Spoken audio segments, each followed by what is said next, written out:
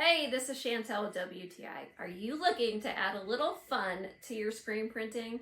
Then I highly suggest this Night Glow by Speedball. We have been using it for years and it is a huge hit. We wanted to do something to bring this design to the next level, make it more unique. So when we discovered this glow-in-the-dark ink, we had to give it a try, and we were instantly obsessed. The ink is really easy to work with, and since I'm usually printing a lot at a time, I appreciate that it doesn't dry out or become tacky. It's a thin consistency, but a little goes a long way. It's so fun seeing it light up at night.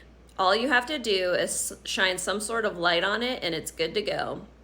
The ink holds up really well in the wash as long as it's heat pressed prior to washing.